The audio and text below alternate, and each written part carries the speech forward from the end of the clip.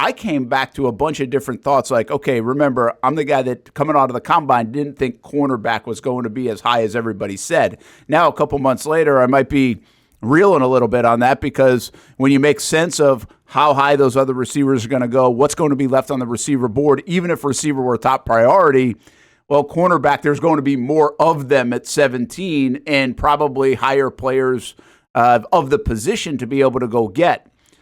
I think some people still think like offensive line could be in play. I'm starting to hear that sneaky. I don't get it at all, but I didn't get it last year either. So I'm just being honest with you. I don't understand how offensive line is a big player here. Obviously, everyone wants receiver. So the emotion here is receiver. Go up and get your guy. Easier said than done. Do you like Brian Thomas enough to stay? Do you move back and just go get one of a bunch of different guys that kind of fit in the same window, or do you wait to the second round or even trade up in the second round to go get a guy that you covet that is still left? I mean, all those scenarios in play. But I think the overlooked play is still going to be pass rush. I don't think it's been talked about since day one. I don't think people are on it very much. I think it's a bigger need than Jags fans and people are talking about. I think it's just a quiet conversation what the Jags could do with that 17th pick, what they could trade up and go get in a Jared Verse or someone else who might slip that they like. We like the name Jared Verse because we watched him, we know him, but there's a lot of mocks have him slipping all the way into the early 20s. Are the Jags going to let a guy like Jared Verse go when they have Trayvon Walker and Josh Allen? Obviously, two guys that are highly invested in, one monetarily, one draft capital-wise, but they really don't have much after it. Like, they really don't. Yeah. Playing in this 4-3 defense. Have we missed the boat on that conversation collectively? Well, we haven't because I know we've been talking about it. But overall, I don't feel like there's a bunch of groupthink saying pass rusher. Yeah, it feels like there's not a ton, but also, Brent, it kind of feels like it's Jared Verse or it's nobody. So, like, if he's not there, it feels like that's kind of out of play. But Chop Robinson's gained some steam. I mean, there's some other guys in there. Yeah, I mean, gain steam, sure, but if you're picking at 17 and you had to wait for someone to gain steam to get up there, like you weren't sure, like there's guys that I would like to believe that they have solid grades on at 17 that aren't pass rushers. So if Jared Verse isn't there, I don't know if that's making a ton of sense. If you're looking at Yahoo, who shout out to them for having a mock draft today. Most importantly, though, was free. You sent me 3 articles, Brent, all of which had to be paid for. I'm unemployed, so I'm not paying for those articles. We'll have to talk about that when we get to it. But they have receivers going at 6, 7, and 8. And that would be Neighbors, Dunze, and then Brian Thomas at 8, according to this thing. So then if you kind of follow that, you have basically your pick of corners at 17 if you go by what they do, and they have Jared Verse at 23. So it looks like you could have one of many corners. It looks like you could have Jared Verse if you go by this mock draft. But what it looks like is you're not going to have a pick of receiver there.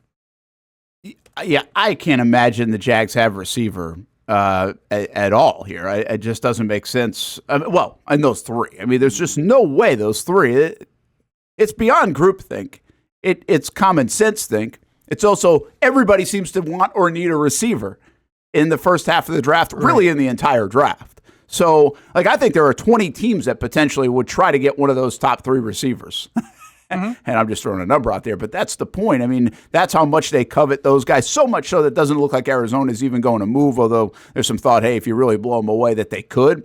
But they're not even going to move, most likely. And that's how much they think a guy like Marvin Harrison Jr. is key. And that good. In Yahoo's draft there, what were the Chargers doing? Getting offensive line or something? It has the Chargers. Because you said 6, 7, 8, I think. It has the Chargers trading the pick with Minnesota for J.J. McCarthy. Ah, okay. Yeah. So your first 5, 4 quarterbacks, then Marvin Harrison. But your first 10 are all offensive players. The last 2 being tackles, and then 4 wide receivers, 4 cornerbacks, 2 tackles. So Jordan Reed does the 7-rounder for ESPN. Caleb Williams, Jaden Daniels, Drake May, and then Marvin Harrison. Alt for the Chargers, which would also make some sense given the comments of Harbaugh. Neighbors, then Adunze to Tennessee at 7, which, again, they would be getting him in your scenario too, right? Or are they trading out of it? It's a trade with Chicago. Okay. And then J.J. McCarthy to 8, Dallas Turner the edge to 9, and then Brock Bowers to 10. And so that lands me to another surpriser. Like, the best conversation I thought we had on the draft cycle so far was about Brock Bowers.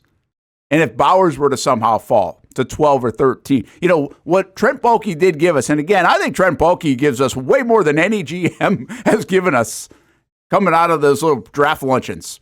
The last couple of years, I think he's been very good at throwing us a nugget here or a nugget there and at least getting us to think about some scenarios. Well, the thing that he basically told us, if you believe word for word, and you just go off what he said, was we're probably not trading into the top 10. But we might be willing to trade 12, 13, 14 up a few spots. Well, if a Brock Bowers slips down to number 12 or 13, whether it's the Eagles or the Raiders or something like that, would they be willing to dance to go get Bowers? Do you go get a Dallas Turner there? Do you go get your best corner there? Do you go get Jared Verse there if you see him starting to go?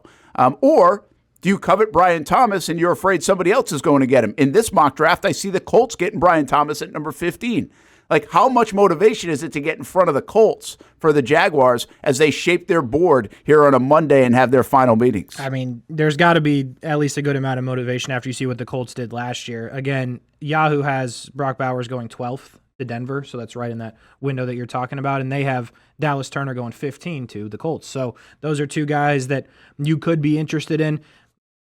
If the first 10 players in the draft are offensive players, you have to believe that if you get up to 12, 13, you're probably getting the second, maybe third at the worst defensive player off the board. So you're pretty much getting your pick of that guy if you go up there. But Brock Bowers, it's definitely intriguing because in college he was fantastic. He was a game wrecker at the tight end position, which is kind of a weird thing, but it was true. He was dominant for them. He was their guy. So the question would be, how does that translate to the NFL game? Is he big enough to kind of play that role? Because you'd probably have to play him some on the outside because, as we've done this experiment for 3 years, the Jags tight end number 2 does not get the football. He doesn't. No, I know it. So you'd have to move that guy around to get him the ball or else it makes no sense. But the Jags have also said, Trevor Lawrence at least has said last Tuesday, a week ago, that, hey, we've made some changes to our offense. We're doing some different things. It's going to look a little bit different. What does that look like? Do they go back to the Philadelphia ways? Do they incorporate even a Brent Strange a little bit more? Right. But if they were able to land a Brock Bowers, do they do that? What we did is when we took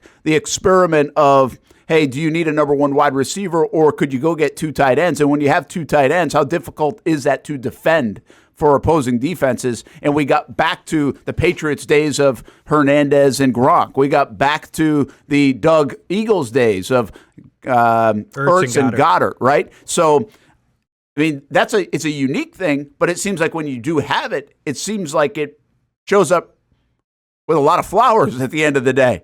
So that was the fascinating part of the conversation. Do you need a number 1 wide receiver, or is it better to put the defense on edge with 2 really good tight ends? We already know Ingram's a big mismatch for people, and we think Bowers is going to do the same thing in the NFL. Yeah, listen, I love the idea of the 2 tight end set. I mean, when they ran it a couple of times in the last couple of years, I was fired up because for a while the Jags couldn't even run a 1 tight end set, it felt like, because they couldn't get him the football. But I don't know, Brent. I think if they draft Brock Bowers, and I think he's a great football player, I think you have to have the conversation of the evidence says that they're not going to be able to use this guy the way that you should use a guy that you picked that high. Yeah, I think that is possible and could be the play. I'll give you another couple of guys. Like in this draft, right? Byron Murphy seems like he's a high flyer right now. If you listen to a lot of the reports, again, this is the week to listen to the reports. This is the week where things start to happen. And people start to get intel that I think actually has some quality to it and really works. Jared Verse goes down to 19.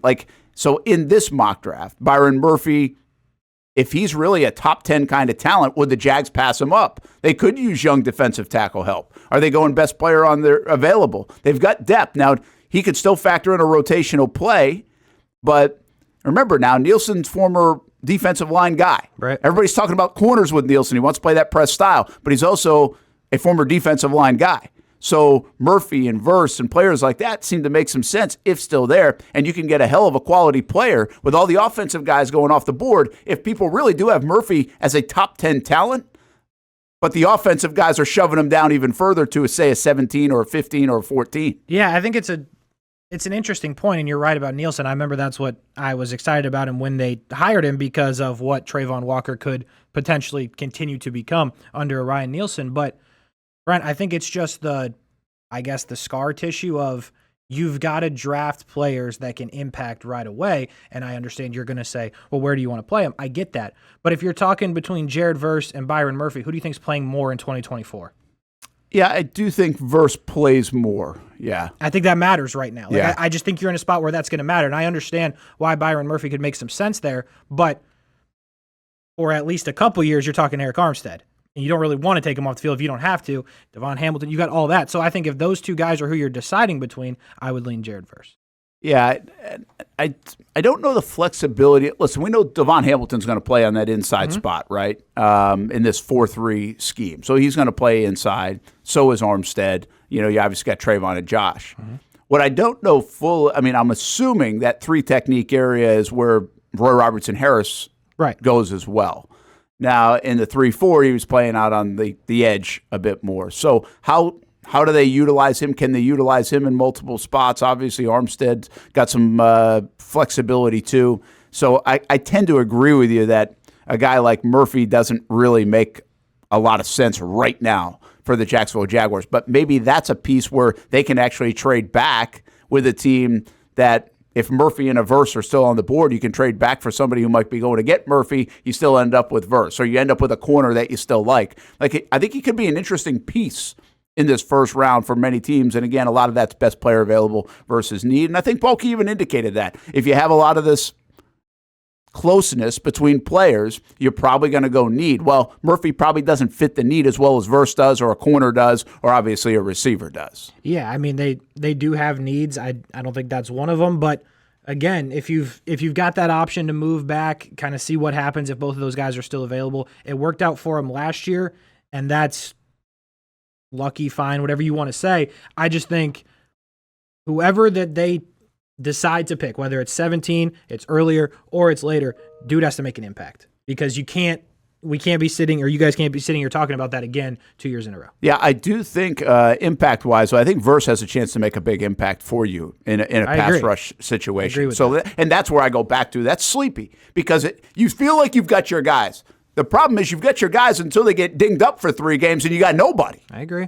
So you really have to be careful of that. I think the Jaguars are better suited right now depth-wise at cornerback than they are at pass rush. And probably at wide receiver, for that matter. I mean, because don't get trapped about wide receiver depth. We did it last year. Thought they had 7 guys. In fact, they kept 7 guys.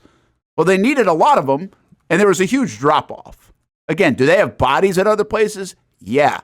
But, I think guys like Gregory Jr., right? Or Buster Brown. These guys have played a little bit. You've seen something, yeah. You actually have seen something. We have no idea about Yasir Abdullah.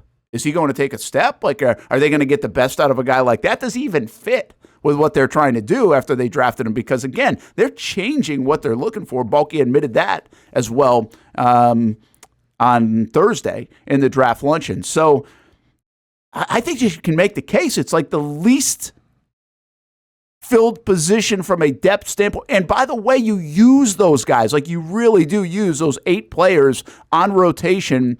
There are times, folks, that Josh Allen and Trayvon Walker actually come out of games for a series to get a breather.